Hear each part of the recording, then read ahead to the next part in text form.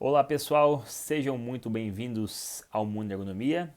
Eu me chamo Rafael Lima, sou fisioterapeuta e ergonomista e hoje estou aqui para compartilhar com vocês um conteúdo sobre avaliação ergonômica do trabalho e análise ergonômica do trabalho, a famosa AEP e a AET, que há pouco mais de um ano aproximadamente foram feitas algumas considerações, na verdade foram feitas consideráveis mudanças dentro da não só da NR17, que é a norma que trata sobre ergonomia, mas também dentro de todas as outras normas regulamentadoras que existem. Então eu vou aqui abordar para vocês tudo o que se diz a respeito sobre AEP e sobre AET, tá? Então estou aqui à frente ao computador, algumas vezes vou olhar alguns itens da NR17, tá? Para ficar mais explícito para vocês e também vou discorrer sobre as principais mudanças que tiveram no texto publicado em 7 de outubro de 2021 na portaria 423, beleza? Então vai ser um bate-papo bem descontraído, um bate-papo bem bacana, para que vocês que trabalham com ergonomia possam entender essas diferenças entre AIP e AIT, né? Quando a gente tem que usar AIP, quando a gente tem que usar AIT, o que significam, né? Então, primeiramente, o que é uma AIP, o que é uma AIT. Então, no início do vídeo, eu acabei citando para vocês, a AIP é uma avaliação ergonômica preliminar e a AET é uma análise ergonômica do trabalho. Tá? Qual que é a diferença entre AEP e AET? Tá? Com a mudança da NR17 em outubro de 2021, a principal alteração dentro da nossa norma regulamentadora foi a questão da AEP, da avaliação ergonômica preliminar. Ela também vai fazer um link lá com a NR1, que trata do GRO, que é o gerenciamento dos riscos ocupacionais. Então, é o seguinte, essa análise, essa avaliação ergonômica preliminar, ela nada mais é do que você fazer um levantamento de todos os riscos que aquela atividade, que aquele setor, que aquela empresa apresenta. Para você fazer um levantamento para ver a necessidade se irá ter que realizar uma análise mais aprofundada. Essa análise mais aprofundada seria a análise ergonômica do trabalho, a AET, certo? Então, a grande diferença entre a AIP e a AET é a questão de se aprofundar no documento. Tá? Então, a gente vai fazer de uma forma, digamos, mais superficial, lembrando que a análise, a avaliação, tem hora que eu me confundo com a AIP e a AET. A avaliação ergonômica preliminar, ela não pode ser apenas um checklist. Eu não posso fazer apenas um checklist para poder mensurar um risco ergonômico dentro de um setor, dentro de uma atividade, dentro da empresa. Tá? Eu preciso fazer realmente um levantamento coerente, né? Dentro de todo o processo que é feito uma análise de qualidade. Tá? Então, assim, pessoal, quando que eu vou realizar essa AIP? Quando que eu vou realizar uma AIT? Então, todo o processo é feito da mesma forma quando a gente realiza uma análise ergonômica do trabalho. Né? A diferença, igual eu estou citando já aqui para vocês, é em relação a se aprofundar mais na situação. Como, por exemplo, vamos fazer uma situação do setor administrativo. Vamos pegar um assistente administrativo, vamos fazer uma avaliação. A gente vê a necessidade que tem que trocar uma cadeira, a gente vê a necessidade de colocar um apoio para os pés, a gente vê a necessidade de colocar um suporte para o monitor para que o colaborador possa se adequar ao posto de trabalho e ter uma postura correta durante a jornada de trabalho. Então, as características antropométricas estarão de acordo para aquela atividade.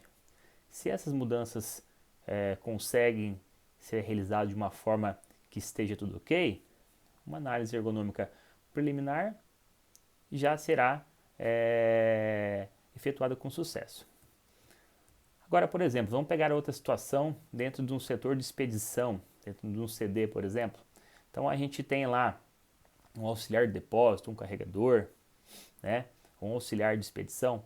Vimos que ele realiza levantamento e transporte de carga manual, pesos acima de 30 quilos, distância do solo até pegar a carga em torno de 20 centímetros. Então, assim, frequência de carga de mais ou menos 6, 7 vezes por minuto, um ciclo mais curto.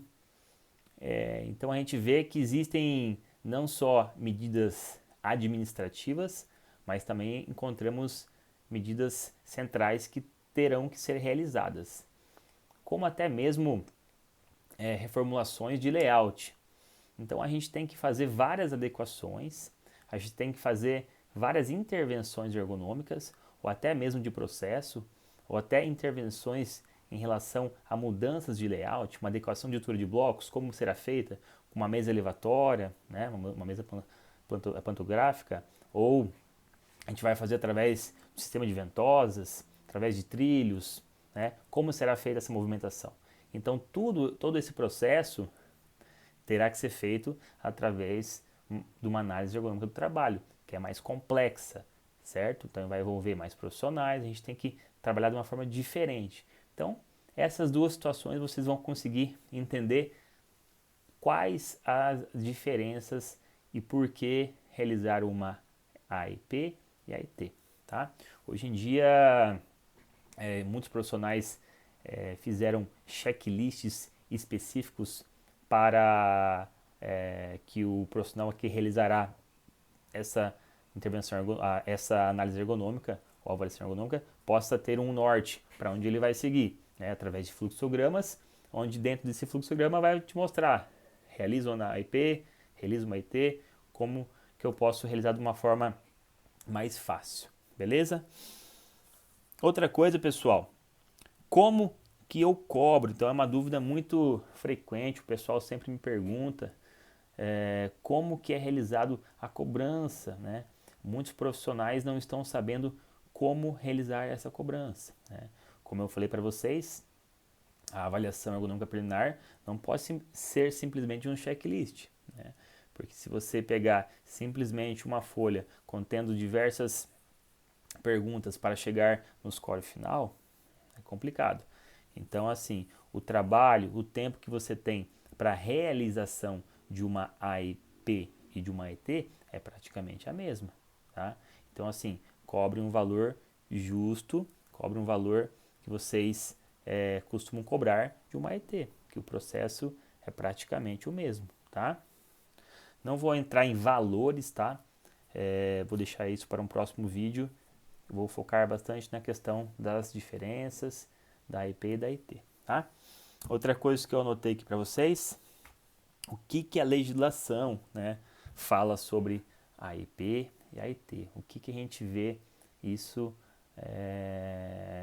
na legislação atual, né? Então, como eu falei para vocês, teve a reformulação da NR17 em 7 de outubro de 2021, tá? A portaria 423, onde lá está explícito, tá, que toda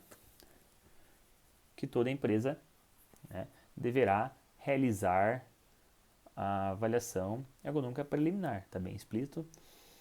Dependendo da avaliação preliminar, você terá um norte se terá que ser feita uma análise ergonômica do trabalho. Então, está dentro da NR17, tá, que a empresa tem que realizar, então toda empresa deve sim realizar. Por que a empresa precisa realizar?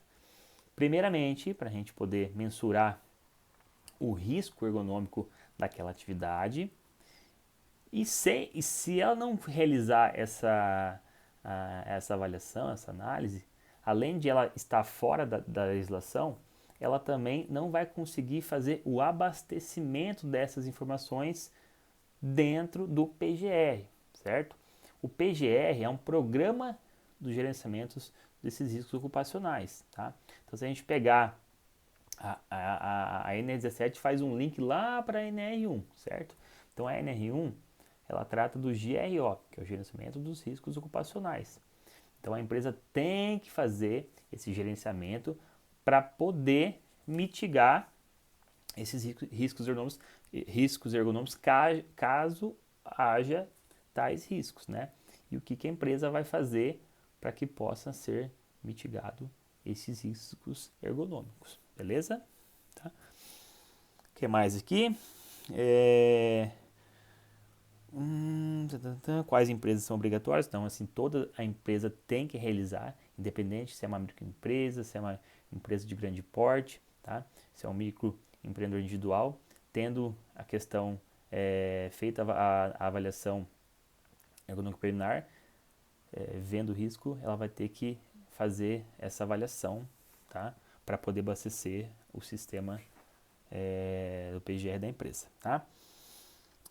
Volto a falar, análise ergonômica preliminar, avaliação ergonômica preliminar, ela não é um checklist. Estou frisando novamente aqui. Avaliação ergonômica preliminar tem que ser feito da mesma forma que você faz uma análise no trabalho, né? Com a diferença de se aprofundar, tá? Se a situação não for corrigida numa análise ergonômica preliminar, é efetuada uma análise ergonômica do trabalho, né? Que mais aqui? PGR, tá? No caso, e o GRO, linkando com a NR17, eu acabei de falar para vocês, a NR17 não consegue trabalhar isoladamente, a gente tem que fazer um link lá para a NR1, tá? Para que a gente possa abastecer todas as informações dentro do PGR da empresa. Então, cada empresa tem um tipo de sistema, um tipo de programa que ela usa, mas os riscos ergonômicos terão que ser abastecidos de uma forma correta, por isso da avaliação ergonômica preliminar ou da análise ergonômica do trabalho, conforme eu já expliquei aqui no vídeo, tá? Uma coisa muito importante, tá? A questão da abordagem, tá? Como é feita a avaliação. Ela pode ser feita de maneira qualitativa, semi-quantitativa, tá?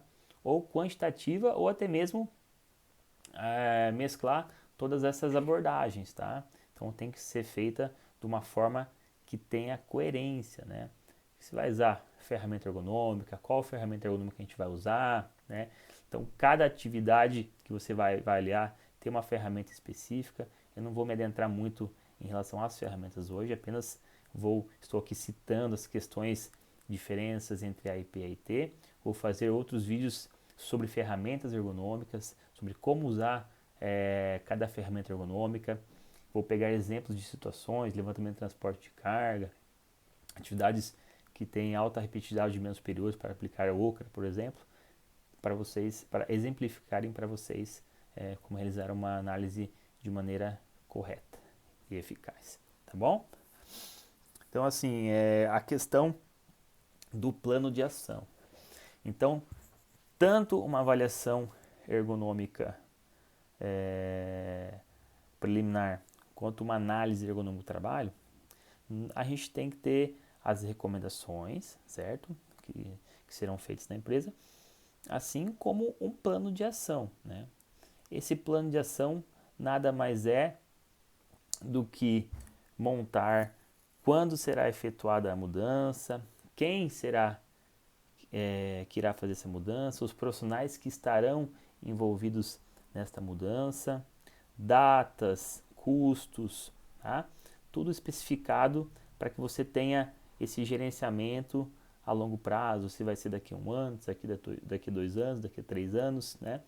Cada empresa tem um perfil, então às vezes questão financeira, questão de tempo, então tudo isso tem que ser estudado não só com o profissional que fez a avaliação ergonômica ou análise ergonômica, para que juntos eles possam formar todas essas diretrizes que a empresa deve tomar dali para frente, tá? Para que para que essa avaliação ou que essa análise não fique guardada na gaveta e não tenha nenhuma eficácia. Beleza?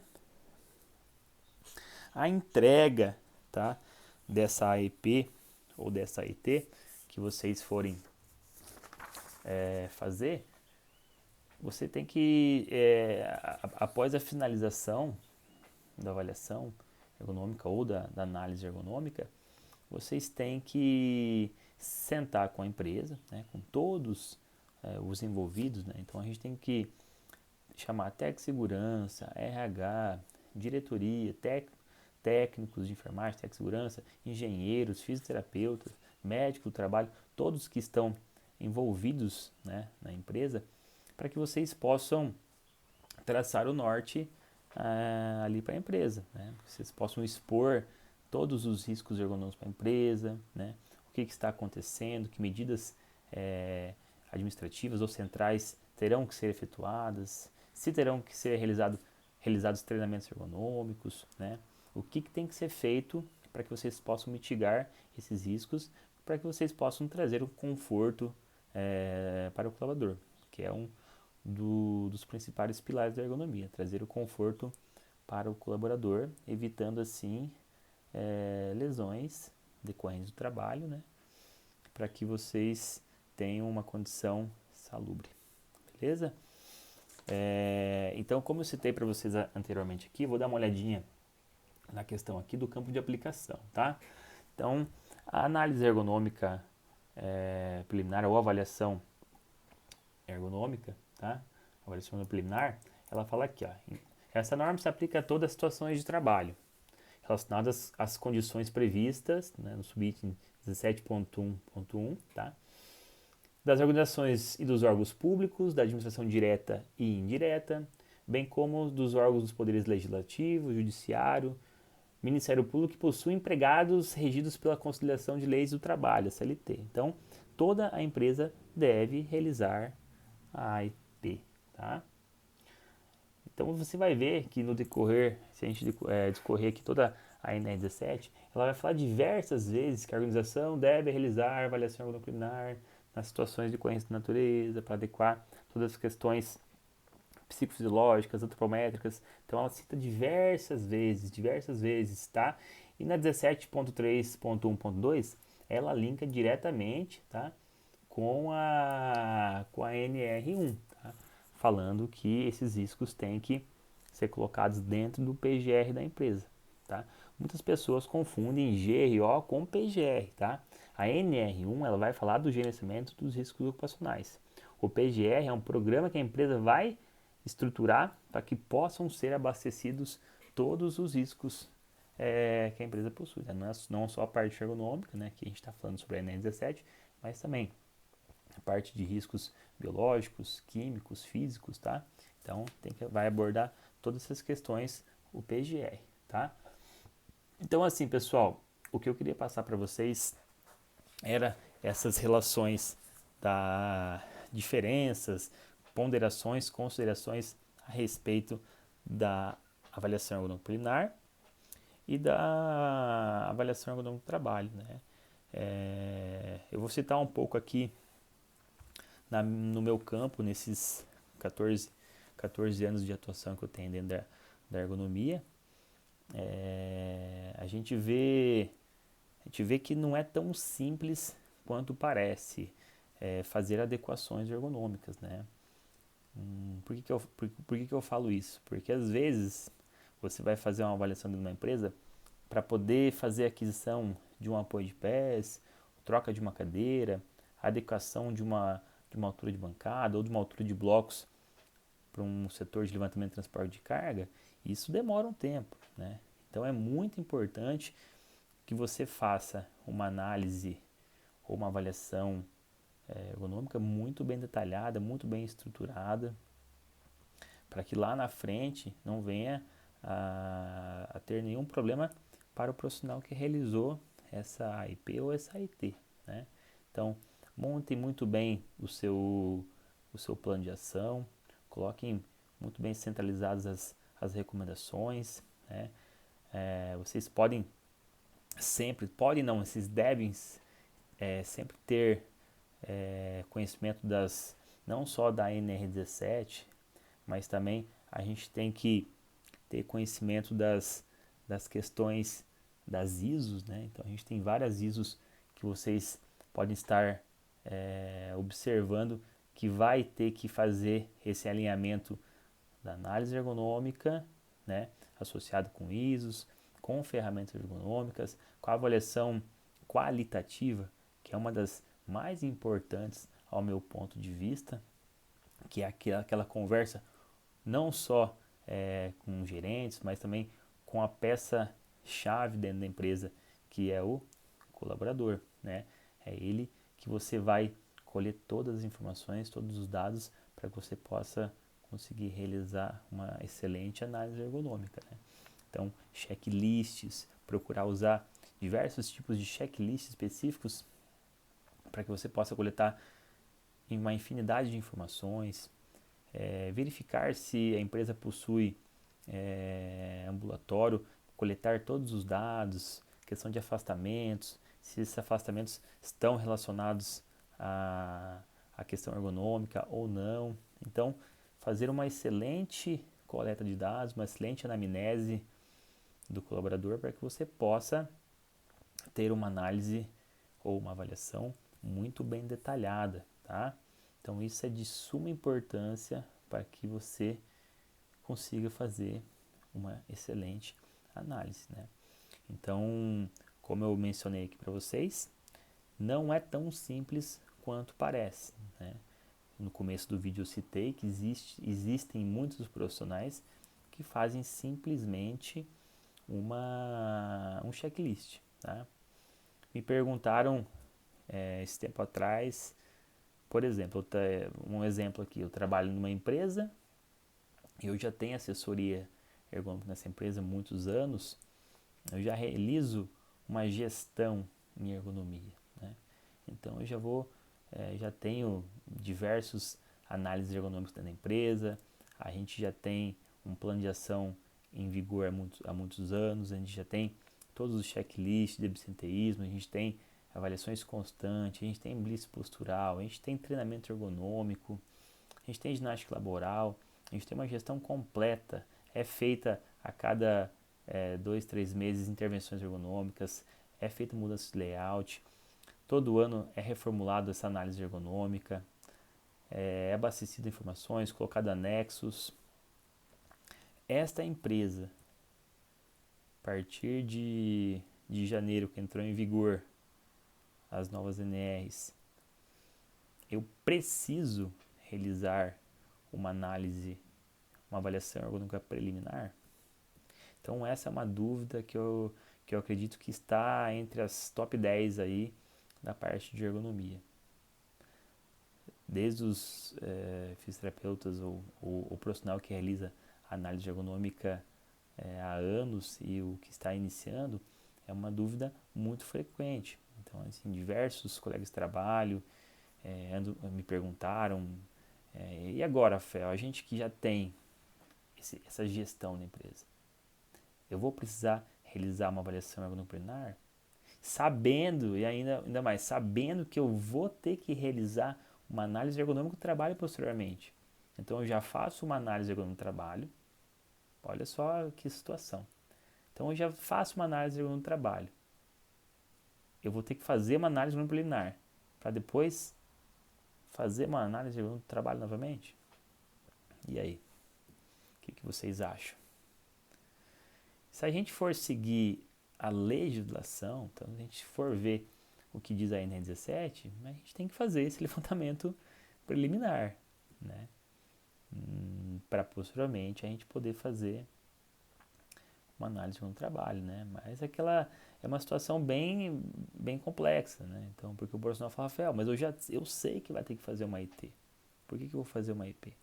Vamos pegar um exemplo, a gente pega um setor, eu falei ali da expedição, que vai ter que fazer adequação de blocos, vai ter que melhorar a questão de peso, vai ter que melhorar a movimentação de cargas, vai ter que adquirir transpaliteiras elétricas, vai ter que reestruturar a questão de rampa, vai ter que fazer mudança de piso, vai ter que fazer uma infinidade de coisas, né? Então a gente vai com uma análise ergonômica preliminar, você provavelmente, uma avaliação ergonômica preliminar, você provavelmente não vai conseguir solucionar todos esses itens, né? Então a gente vai ter que fazer se aprofundar mais, né? Então é muito complicado isso aí, né? Então assim, seguindo a ENEA 17, você tem que fazer uma análise ergonômica preliminar, sim, tá? A gente tem que sempre seguir a questão da legislação, tá? Algumas vezes não, a gente também tem que ter a questão do bom senso, né? Então é uma situação um pouco delicada, tá? Mas o que eu queria passar para vocês nesse vídeo foi a relação que está em alta agora, né? Que todo mundo agora está falando sobre avaliação ergonômica preliminar e avaliação ergonômica do trabalho. Eu até me confundo muitas vezes nessas duas siglas, tanto que eu fico falando nas lives e quando eu estou gravando. Então é isso que eu queria passar para vocês, né? Então que vocês façam uma anamnese muito bem detalhada do colaborador, tá? Não só com o colaborador, mas de todo o ambiente de trabalho. Eu falei aqui que eu não ia adentrar na questão ergonômica de ferramentas, mas eu não aguento, eu acabo falando. Então vou falar só um pouquinho para vocês aqui, tá? Então assim, vocês têm que entrevistar muito bem o colaborador. Volto a falar, repetir 1, 2, 3, 4, eu vou repetir quantas vezes for preciso. Conversem com o colaborador. É ele que vai passar tudo para vocês, tá? Então, para vocês terem uma boa análise, tirem tudo que vocês puderem do colaborador. Então, recomendações ergonômicas, a maioria das vezes vem do próprio colaborador. Então, queixas de dores, associem a questão, tô com dor no ombro, verifique a questão de angulação de altura, verifique as ISO 11226 para ver se tem questão, se está dentro da angulação. Coloque em programas software para medir, para fazer ergonometria da articulação, ver se está muito acima, ver se está dentro. Foque muito nos pilares da avaliação ergonômica, né? Eu gosto muito de falar desses pilares, né? Quais são esses pilares? Então a gente tem que ver, primeiramente, a frequência que são executados estes movimentos durante a jornada de trabalho, a intensidade desses movimentos, certo? Como que é? Se é uma intensidade mais baixa, uma intensidade leve, moderada, alta, certo? A questão da taxa de ocupação, ela é muito importante dentro do setor, né?